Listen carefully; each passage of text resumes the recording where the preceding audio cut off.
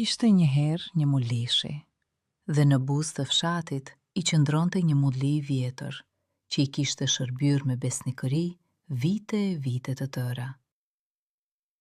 Gjithë jetën mullishi u kishte punuar me ndershmëri, bluante grurin e fqinjve, riparonte gurët kërcitës të mullirit dhe arnonte qatin e rënuar, pa njohur asnjë zanat tjetër. Kishte 3 djem, I madhi, I mençur dhe I fortë, I mesmi, I shkathët dhe I zoti, dhe më I vogli, që quhej Zhak, një ndërimtar I qetë me sy të mirë. Kaluan vitet, dhe erdhi radha që mullishi u plak ta linte këtë botë. Nuk u la djemve as arka me ar, as monedha argjendi, vetëm atë pak që zotëronte gjatë jetës. Dhe në shtëpinë e tyre të thjeshtë nuk erdhën as noter, as gjykatës që do t'u merrnin gjën e fundit. Djemt mbetën vetëm dhe trashëgimin do të ndanin vetë. U mblodhën vëlezrit në mëngjes në shtëpinë e vjetër të babait që të ndanin me ndershmëri mes vete gjithçka që kishte mbetur nga prindi.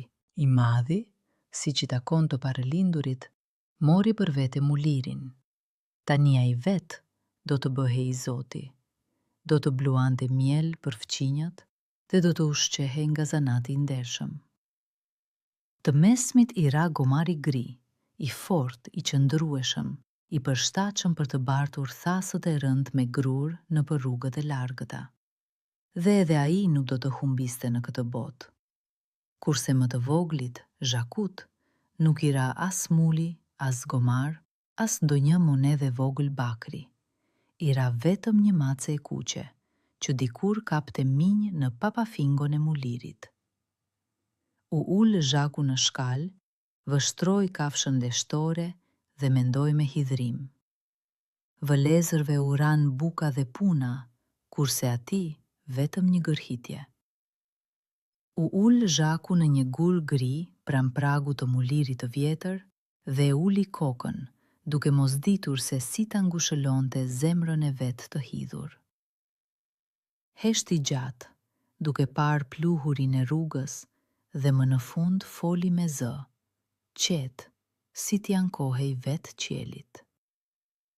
Vëlezërve të mi u shkon bar, thoshte ai. Ata do të bashkohen. I madhi do të bluaj grurin në mudhirin e babait. I mesmi do të bartë thasët mbi gomarin gri, dhe kështu do të fitojnë me ndershmëri bukën e tyre të përditshme, dhe nuk do të njohin as urin, as nevojen. Po unë, çfarë të bëj me këtë mace të kuqe? Mirë, ta ha. Ti qep nga lëkura e butë një manshon të ngroth, që duart e mia të mos më ngrinjë në dimrin e ftohtë.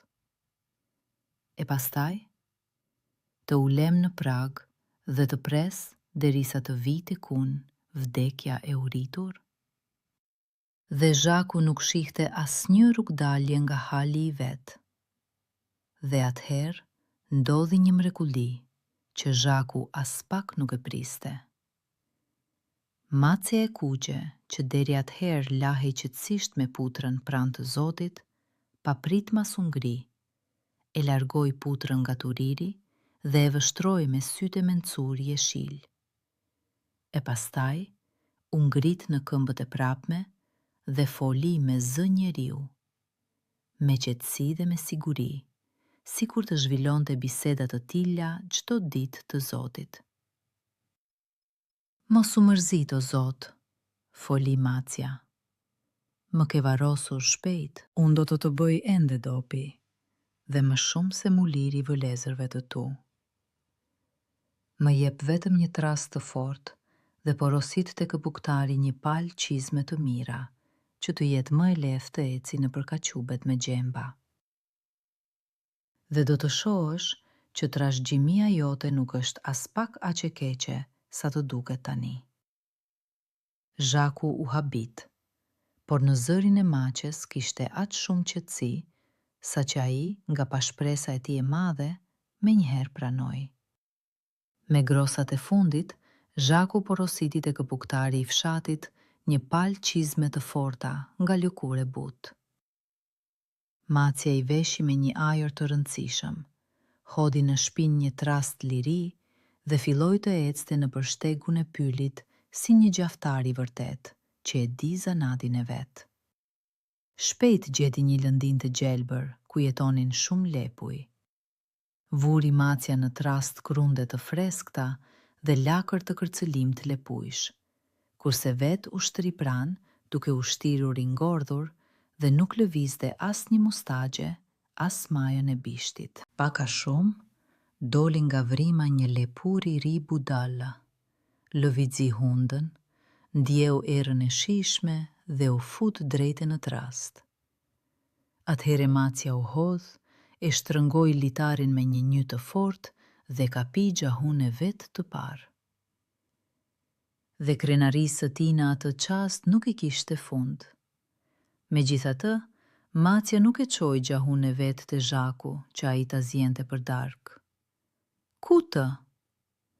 Hodhi trastën në shpinë dhe shkoi drejt te pallati mbretëror, që zbardhej nga larg pas mureve të larta të fortifikuara. Tek portat, tek shkallët e mermerta, kudo qëndronte roj e rept. Por, kur pan macën me çizme të mira lëkure, që me sjellje të hishme dhe të edukuar kërkonte audiencë të vet sundimtari, rojet u habitën aq shumë sa që heshtën dhe u hapën rrugë, duke e lënë mysafirin e çuditshëm të hynte. Hyri macja në sallën e fronit, duke ecur butë dhe me rëndësi, dhe u përkul para mbretit me një përkulje të hishme, të denjë për obortarët më të mirë. Madhëria juaj, foli ai me zë të ëmbël, Zoti im, marki i lavdishëm de Karabas, më urdhëroi t'ju adhuroj këtë lepur të majm nga pyjet e tij të gjëra të rezervuara, si shenjë të ënderimit dhe besnikërisë më të thellë. Kurse mbreti ai ishte një gjahtar i madh i çdo lloji pylli dhe i fjalëve të ëmbla obortare, dhe prandaj kjo dhuratë i ra shumë për zemër. Ai e mori lepurin e majm me një buzëqeshje të mirardhur, e shqyrtoi nga të gjitha anët dhe tundi kokën me kënaqësi në kurorën e thinjur. Thuaj i Zotit tënd, i tha maqes, që unë jam shumë i kënaqur dhe e falenderoj nga gjithë zemra për një dhuratë kaq të këndshme. Menjëherë urdhëroi shërbëtorët e vet ta ushqenin mysafirin e çuditshëm me ajkën më të mirë nga kuzhina e palatit dhe ta shpërblenin bujarisht nga thesari mbretëror. Macja u përkul me edukat, u përshëndet dhe doli nga palati me zemër të lehtë dhe me ecje të rëndësishme. Sepse guri i parë në themelin e fortë të pasurisë së ardhshme të Zotit të tij ishte vendosur tashmë. Dhe kështu, macja eci sipas një rendi të vendosur. Çdo ditë një gjueti e re, çdo javë një dhuratë e re për mbretin. Herë silte në palat një palë fëlëza lëramane, herë një ortek të majm nga livadhet e lagta, herë një lidhje thëlëzash të majmura nga pyli i largët. Dhe sa herë i përkule i sundimtarit dhe gjithmonë përsëriste të njëjtat fjalë. Nga Marki de Karabas, si shenjë nderimi.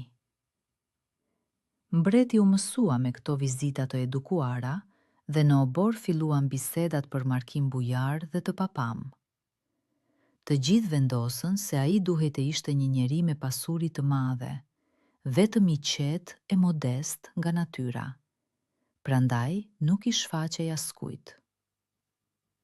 Kurse Zaku ndërkohë jetonte qetë me ato monedha që i silte macja besnike, dhe pak nga pak fillonte të besonte në ilin e vet të lumtur. Një ditë, kur macja si zakonisht priste në palat pritjen e mirë mbretërore, dëgjoi pas derës së gvendur një bisedë të qetë të obortarëve. U fsheh në qilimin e butë. Ngriti veshët e ndjeshëm dhe dëgjoi, duke mos lënë asnjë fjalë nga ajo bisedë. dhe mësoj këtë. Sot vetë, me njëherë pas drekës së mesditës, sundimtari kishte ndërmend të dilte me karrocën e tij të praruar për një shtitje përgjatë bregut të një lumi të qetë e të bollshëm. Dhe gjëja më e rëndësishme, me të do të shkonte edhe vajza e tij, prinçesha e re e bukur që lavdërohej në të gjitha mbretërit fqinje si bukuroshja e parë në botë. Zemra e Maces me njëherë filloi të rrahë më shpejt. E kuptoi se ky ishte pikërisht ai rasti i lumtur që ai e priste prej kohësh dhe me durim. Dhe pa humbur asnjë minutë, vrapoi në shtëpi.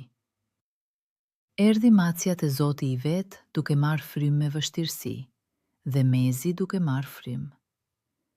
Çizmet e tij ishin pluhurosur nga rruga, kurse sytë jeshil i digjeshin si dy smeralde. Zoti im, folia ime ngut, nëse dëshiron të jesh njeri i lumtur dhe i pasur, bëj saktësisht gjithçka që do të them, dhe mos t'i shoh asnjë fjalë. Dhe i urdhroi macja menjëherë të shkonte në luminë e qetë, të zhvishej lakuriq dhe të hynte në ujë në një vend të caktuar, pikrisht aty ku rruga afrohej më së shumti me bregun e gjelbër. Kurse për gjithçka tjetër mos u shqetëso, shtoi ai, lëre për mua dhe mos pyet asgjë. Zhaku, që prej kohësh ishte mësuar t'i besonte në çdo gjë maqesë vet besnike, donse u habit me një urdhër kaq të çuditshëm, shkoi pa kundërshtuar te lumi. Zhaku, siç i ishte thënë, u zhvesh dhe hyri në ujërat e freskëta të lumit deri në kraharor.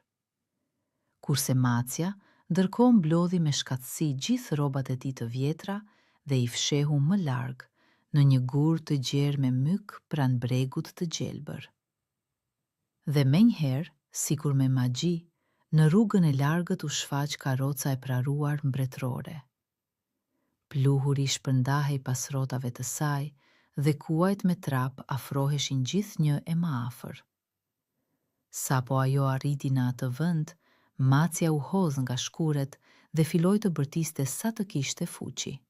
Ndim, shpëtim, po mbytet! Marki de Carabas po mbytet në luminë e thellë.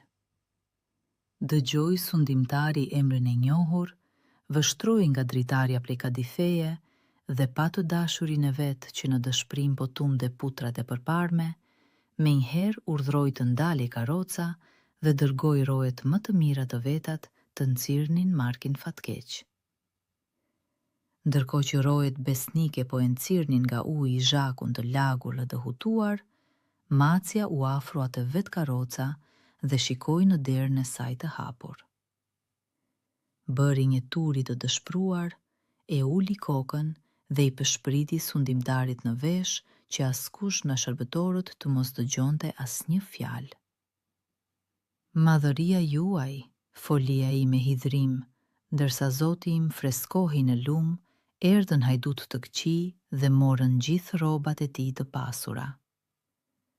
Unë bërtita sa kisha fuqi, mbajni hajdutët, por ata u zhdukën shpejt në thellësi.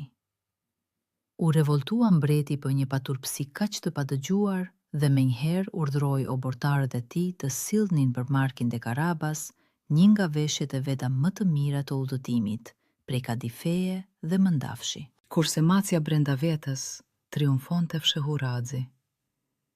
Edhe kjo shqetësim u zgjidh me lehtësi. E veshën zhakun me një jelek të pasur mbretëror, të qëndisur me fije arrit të pastër, me një jelek të qëndisur me mëndafsh, me një këmish të hollë me dantel dhe me një mantel të rënd kadifeje me ngjyrë qershie të pjekur. Dhe atëherë ndodhi një mrekuli. Mullishiu i ri prej lindjes ishte i hishëm dhe me fytyrë të bukur, kurse veshja e çmuar vetëm sa e theksonte bukurinë e tij të re, si një kornizë e re, një pikturë të vjetër. Qëndronte ai te bregu dhe dukej një djalë i vërtet mbretëror. Ju afrua zhaku karrocës së praruar dhe u përkul para sundimtarit, duke dashur ta falenderonte për shpëtimin e mrekullueshëm. Por turpin e tij e morën për modesti fisnike, kurse heshtjen për përmbajtje të hollëve laku. Dhe mbreti, duke admiruar djalin e pashëm që qëndronte para tij me mëndafsh dhe kadife, ndjeu për të edhe më shumë simpati të zemrës dhe respekt të thellë. Kurse në atë karrocë të praruar, ishte ulur vetë prinçesha e bukur, dhe vështrimi i saj, deri atëherë i mërsitur dhe i lodhur, u rrëshqit mbi markin e ri, që qëndronte në bregun e lumit. Kurse zhaku, duke marrë guxim, ngriti syt dhe e vështroi atë, me respekt, por me një admirim të qetë, të sinqert, që nuk fshihet me asnjë sjellje oportare. Dhe atëherë prinçesha, që gjatë gjithë rrugës së gjatë gogës të fshehurazi pas e rashkës së qëndisur, pa pritma s'u gjallërua. Pa ajo se marki i ri ishte i hishëm si një ditë e qartë vere, dhe zemra e saj u drodh, sikur nga një erë e lehtë. Kurse zhaku, duke parë bukurinë e saj të pakrahasueshme, edhe vete humbi mendjen. Qëndronte ai, duke mos guxuar të merrte frymë. Mbreti, duke vënë re këto vështrime të heshtura, buzëqeshi me mirësi në mustaqet e thinjura dhe e ftoi markin të ulej në karrocë dhe të vazhdonte shëtitjen bashkë me ta. Zhaku u ul drejt përballë prinçeshës. Lëvizi karroca e praruar, kërcitën rrodat në rrugën e shtruar. Zaku ishte ulur përballë prinçeshës së bukur dhe nuk e mbante veten nga lumturia, kurse sundimtari vështronte me mirësi çiftin e ri. Por macja me çizme të mira e dinte mirë. Puna e tij ende nuk ishte mbaruar. Duhej që mbreti vetë t'i shihte pasuritë e panumërta të markit të lavdishëm. Dhe ja, pa u vonuar asnjë çast, vrapoi macja me rrëmbim përgjatë rrugës, duke i kaluar shumë larg kuajt mbretëror. Çizmet e tij trokisnin fort në tokë, kurse veshët i ishin shtypur nga era e përballë. Vrapoi në përfusha të gjera dhe livade të lagëta të gjelbra, që në të vërtet nuk e përkisnin zakut, por një kanibali të pasur dhe të tmeshëm, nga i cili kishte flik gjithë krahina. Por macja ishte plot vendosmëri t'i ja atribuonte ato toka zotit të tij, me dinakëri dhe me flik të mirë. Doli macja në një livadë të gjerë të gjelbër që shtrihej përgjatë rrugës sikur një co smeraldi. Kurse në atë livadë, që në mëngjes të hershëm punonin 10 fshatar korës, tundnin me ritëm kosat e mprehta dhe ndihej erë bari të porsakorur dhe lulesh të mireshme fushe. Ju afrua atyre macja, hapi syt jeshil dhe foli me zë të kërcënueshëm dhe të zemruar. Hej njerëz të mirë, së shpejti këtu do të kaloj në karrocë të praruar vetë sundimtari ynë. Dhe nëse ju nuk i thoni se ky livadh i pasur i takon markit dhe Karabas, atëherë do t'ju coptojnë të gjithë në copza të vogla, sikur mbushje për birek. Korësit, kur pan macen me çizme që fliste dhe dëgjuan një kërcënim kaq të tmeshëm, u trembën deri në vdekje. U përkulën deri në tokë dhe premtuan ta bënin gjithçka pikërisht ashtu siç u ishte urdhëruar. Pak më vonë mbërriti në atë livadh karroca e praruar mbretërore. Sundimtari, duke admiruar hapësirën smeralde dhe punëtorët e zelshëm që tundnin me ritëm kosat e shëndritshme, vështroi nga dritarja prej kadifeje dhe pyeti me zë të gëzuar e kumbues.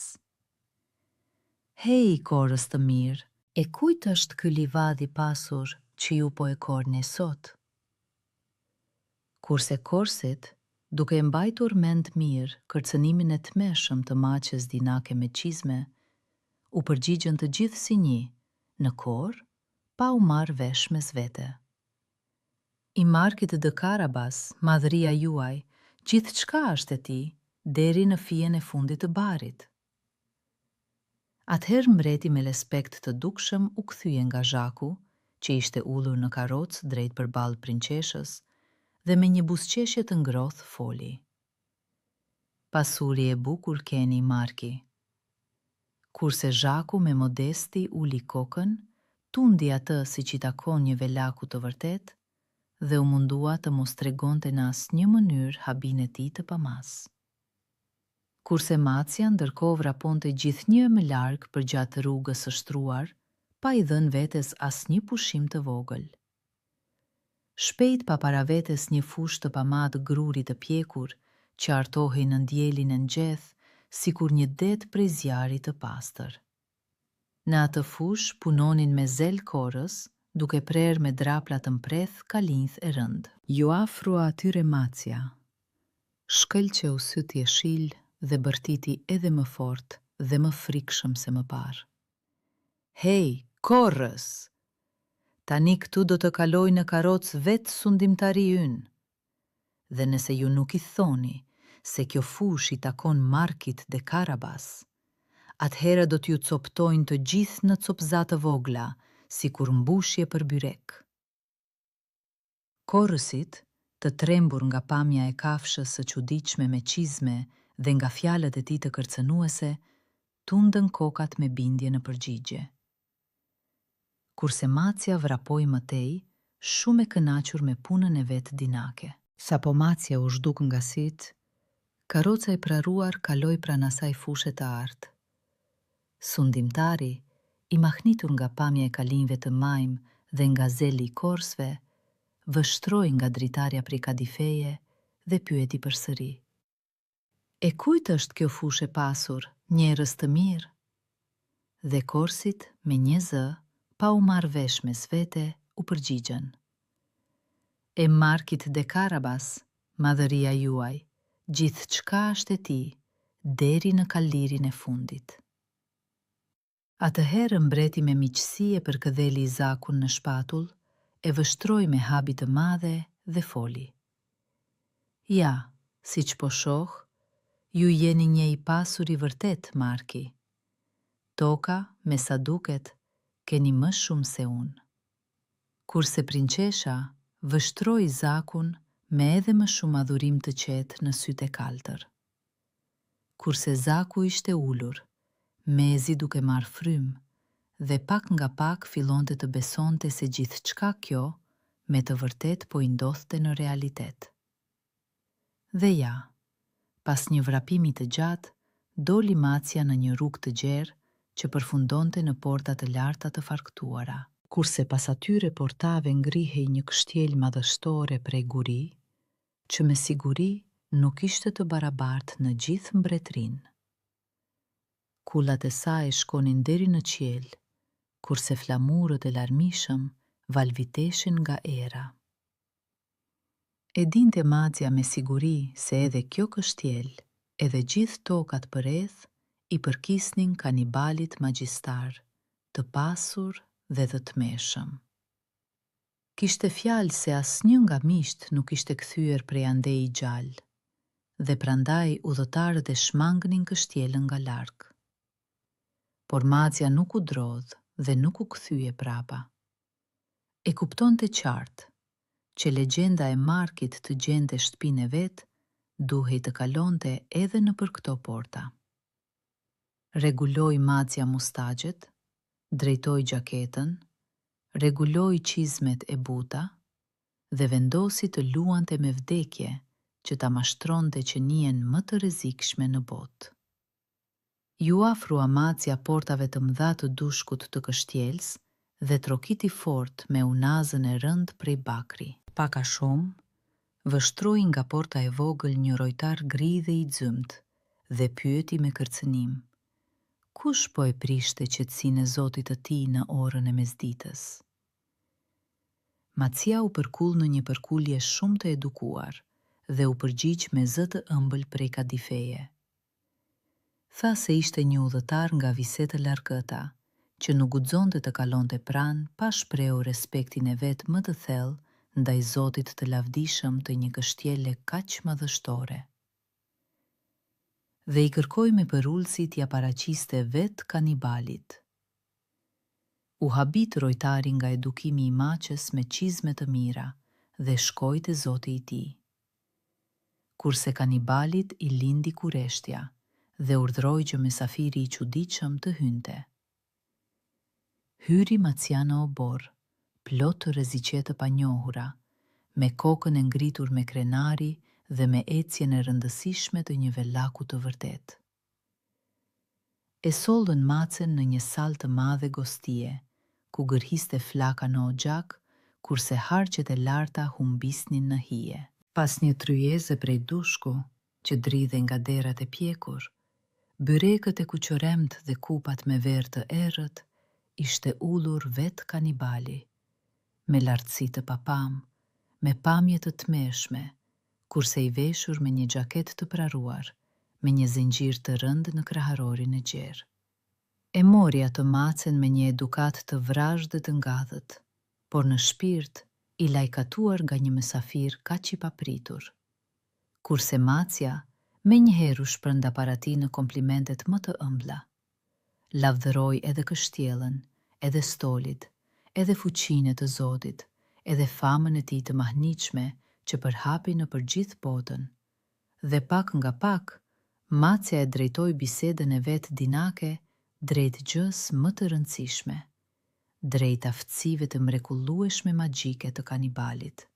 Kurse ai, duke u fryrë nga krenaria e vet, ishte gati menjëherë t'i tregonte mysafirit të çuditshëm gjithë fuqinë e vet. Kam dëgjuar në vise të largëta, foli Macia, duke u përkullur me respekt, se mëshira juaj është një magjistar i madh dhe mund të kthehet në çdo kafshë që dëshiron.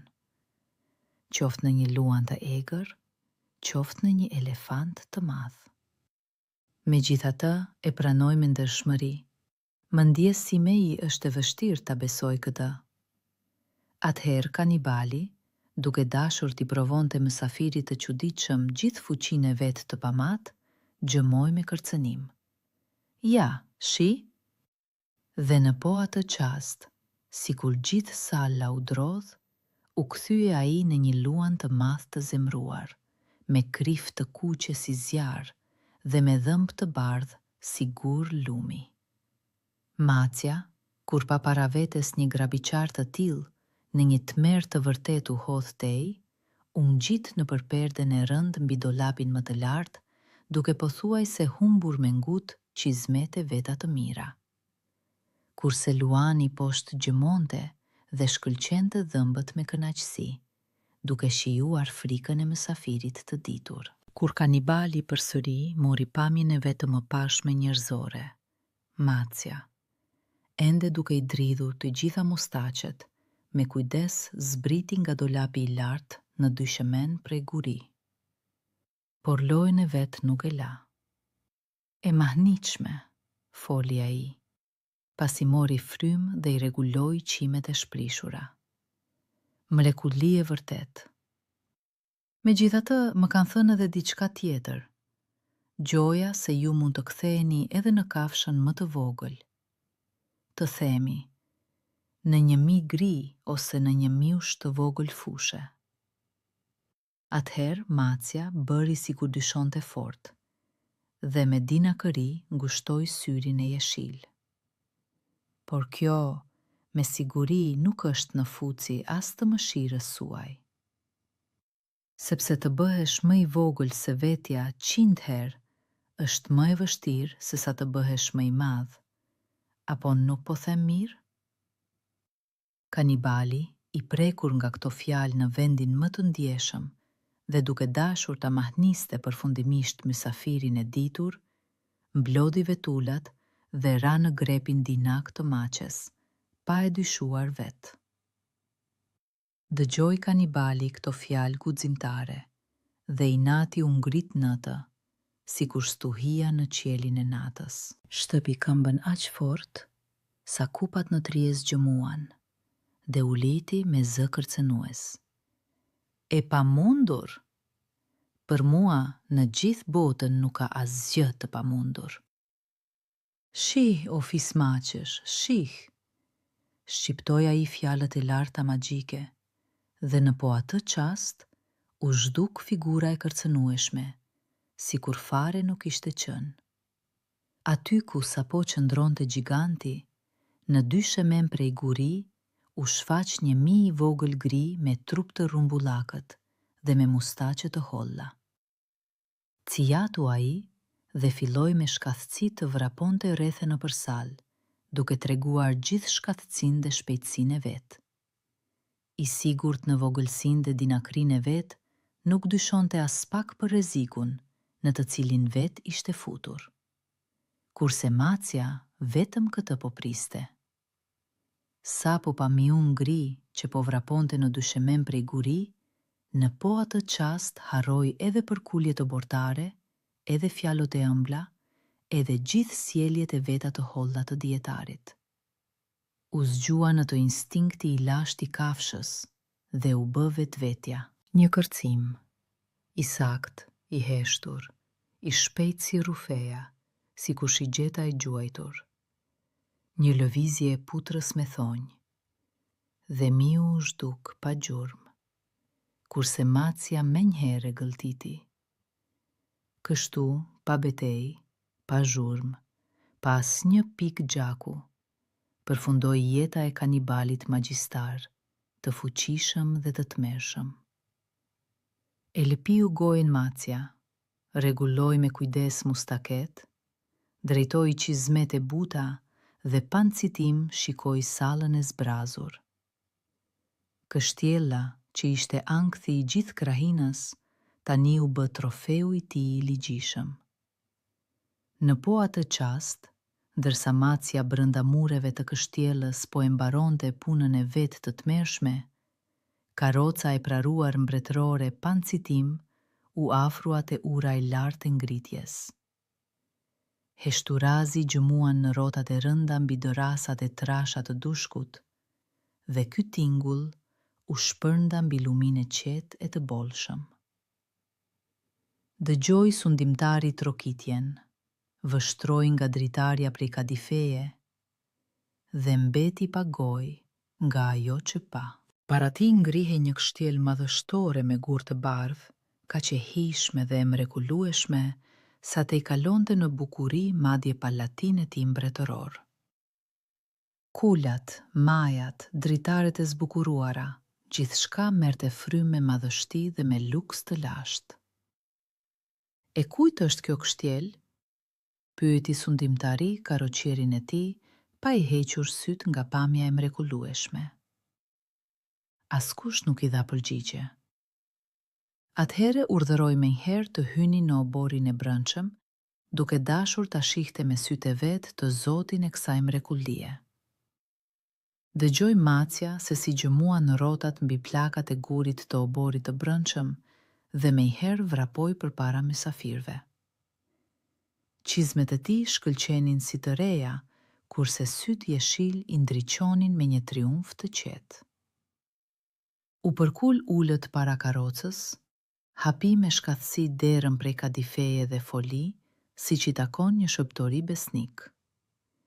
Mirë se erdhët në kështjelen e Markit te Karabas, madhëria juaj. Zoti im ju pret me një gëzim shumë të madh. Kurse mbreti, duke dalë nga karroca, mbeti pa gojë për të dytën herë dhe lëvizi duart. Si, Marki? Edhe kjo kështjel madhështore është e juaja? Vërtet, ju jeni më I pasur se vetë sundimtari. Kurse Zaku, që tashmë pak nga pak ishte mësuar me mrekullitë e Macës së vet besnike, me dignitet I dha dorën prinqeshës së bukur dhe u udhëhoqi në kështjel, sikur të kishte qenë aty Zoti I plot pushtetshëm që nga lindja. Dhe prinqesha vështronte dhëndrin me një entuziazëm të qetë. E udhëhoqi Macja mysafirët e shtrenjtë në salën e gjerë të gostisë, që ishte tashmë shtruar mbretërisht. Mbi tryezën e gjatë prej dushku, zinin vend kupa argjendi, pjata me zokë të pjekur të kuqëremt, byrek aromatik dhe shishe kristali me verrat më të mira të errëta. Ishte kanibali që po priste atë ditë miqtë e vet të tmeshëm për gosti, vetëm se atyre nuk u kishte qenë e shkruar të vinin. Ju lutem në Triez, madhëria juaj, ftoi Macja me edukat, duke treguar me një përkulje të ullët vendin më të nderuar. U ulën mbreti, prinçesha e bukur dhe vet Marki i ri. Sundimtari me oreks të madh filloi nga gostja, duke lavdëruar edhe verat e holla, edhe mikpritjen bujare të Zotit. Kurse Zhaku, ndonse në fillim u ndiej turpëruar, mundohej të mbahej, siç i takon një velaku fisnik, dhe me kujdes i jepte prinçeshës së bukur frutat më të ëmbla. Pas disa kupave të plota me verë të vjetër të mirë, sundimtari u bë krejt i gëzuar dhe i mirëdashur.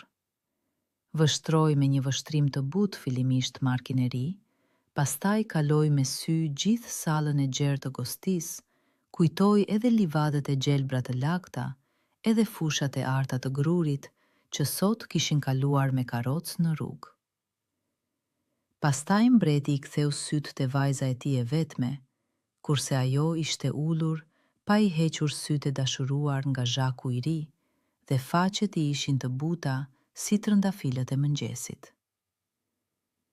Dhe e kuptoi sundimtari në po atë qast, se një dhëndër më të mirë në gjithë botën nuk do të mund të gjente. Zot Marki, folja i me solemnitet, duke vendosur kupën e argjend në Triez, po shoh se ju jeni një njeri shumë i denjë.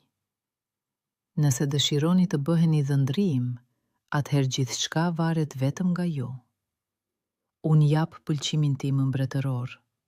Zhaku, pa i besuar lumturisë së vet të madhe, u ngrit nga Trieza dhe u përkul ullët para vet sundimtarit. Zëri i tij u drodh, por në syt i shkëlqente një gëzim i pastër, i sinqert. Do ta çmoj si nderin më të lartë madhëria juaj, folja i qetë. Pastaj ju aflua prinçeshës së bukur, mori me butësi dorën e saj të hollë e të bardhë në dorën e vet dhe e puthi me respekt. Kurse prinçesha, e skuqur si agjimi i kuq, e vështroi dhëndrinë e vet me një dashuri kaq të vërtetë sa edhe dielli pas dritares, dukej u bë më i ndritshëm. Kurse Macja, që ishte ulur në vendin e nderit në krye të Triezës së pasur të gostisë, qetë gërhiste, sikur një rëkeze butë, dhe pa nxitim përdrithte mustaket e veta të gjata. E vështroi të Zotin dhe buzëqeshi në shpirt. Vërtet, një trast të një palë çizme të forta i sollën Zhakut të ri lumturinë e vërtetë. Po atë ditë, pa e shtyr punën për më vonë, në kishzën e vjetër të kështjelës u kremtua një dasme madhe. Buqitnin këmbanat, këndonte një kor i harmonishëm, kurse në dritaret e larta me xhama me ngjyra artohej dielli në perëndim. Kështu djali një mullishiu të thjeshtë, që sapo më parë ishte ullur me mall në pragun e mullirit të zbrazët të babait, u bë bashkëshorti i ligjishëm i prinçeshës së bukur, dhëndri i dashur i vet mbretit dhe trashëgimtari i vetëm i fronit. Gjithë obori kremtoi dhe u argëtua deri natën më të thellë. Tingëlonin kupat, luanin muzikantët dhe lumturia u shpërnda nëpër gjithë mbretërinë, sikur një lum i ngrohtë pranveror. Kurse Zhaku, pasi u bë princ, asnjëherë nuk e harroi origjinën e vet modeste dhe deri në fund të jetës mbeti i mirë, bujar dhe i mëshirshëm ndaj çdo njeriu të thjeshtë. Kurse çfarë ndodhi me Macën besnike, që rreguloi gjithë këtë fat të lumtur për të Zotin? Kurse Macja, siç i takon heroit të një historie të vërtetë, mori shpërblimin sipas meritave të veta. U bë ai një velak i shquar dhe shumë i nderuar në oborin mbretëror. Mbante tani një jelek prej kadifeje të hollë, një shpatë në një rip argjendi, kurse në qafë i shkëlqente një zinshir i rënd i artë. Dhe çizmet e tij të mira ishin lëmuar deri në një shkëlqim si të pasqyrës. Të gjithë obortarët, kur shihnin Macën, përkuleshin ullët dhe me respekt e cuanin Zoti Mace. Tani, a i jeton të plotësisht si pas kënaqësisë së vetë, lëkunde i mbi astëk të butë më ndafshi, lëpinte ajkën më të freskët nga një tas i lyer porcelani dhe kapte minj vetëm atëherë kur vete dëshironte. Kurse Zaku me prinqeshën e bukur jetonin në palat me dashuri dhe në marrëveshje të plotë. Viti shkonte pas vitit si ku një lum i qetë i bolshëm dhe nuk ishte mes tyre asnjë grindje, asnjë re të errët. Kur me kohë Zhaku muri nga duart e vjerit kurorën mbretërore, sundoi me mençuri dhe me mëshirë. E mbante mend mirë atë fat të varfër nga i cili kishte dalë, dhe prandaj ishte i drejtë dhe i mëshirshëm ndaj kujtdo që vinte tek ai me nevojë. Dhe asnjëherë, asnjë ditë të jetës së vet të gjatë e të lumtur, nuk e harroi se kujt i detyrohej gjithë kësaj fati të lumtur. Maqen e vet besnike e mbante pranë vetes, e trajtonte me respekt të madh dhe me mirënjohje të zemërt. Megjithatë, një zakon i mbeti maqes son të shquar, i njëjtë si më parë, ndonse i ndryshoi gjithë mënyra e jetës. Minji nuk kapte më nga nevoja, sepse një punë kaq e vogël u bë e padenjë për një velak kaq të rëndësishëm, obortar me kadife dhe me shpatë argjendi. Vetëm rallëherë, kur i bëhej i mërzitshëm nga gostitë e gjata dhe ceremonitë madhështore, ose kur kujtohej papritmas rinia e gëzueshme në muli, ngrihej nga jastku i vet prej mëndafshi dhe niste të ndiqte mjoshkat gri nëpër korridoret e errta të palatit. Por tani e bënte këtë jo për ushqim, por vetëm për një argëtim të ëmbël dhe për interes sportiv. E kapte, e lëshonte dhe përsëri me rëndësi ulej në fronin e vet prej kadifeje, duke shkëlqyer me zinxhirin e artë. Ja kështu erdhi fundi i përrallës son të vjetër, gjumash të mirë. Dhe kjo përrallë thjesht na mëson këtë. Nuk duhet të dëshpërohemi dhe të lëshojmë duart, edhe nëse trashëgjimi të ka rënë pjesa më e vogël, më modeste. Sepse mendja, gjetka, guximi në një orë të mbar dhe një mik besnik pranë teje, gjithë kjo ndonjëherë vlen më shumë se një mulli zhurmëtar, se një gomar gri i fortë, se një kulete rënd me arë. Më shumë se gjithë hambarët dhe gjithë kështjellat në botë. Edhe nëse trashëgjimia jote është vetëm një mace e kuqe me çizme të mira lëkure, mjafton të jetë besnik dhe dinak, dhe lumturinë do të ta gjej patjetër. Natën e mirë. Le të jenë ëndrat tuaja të mira dhe të ngrohta.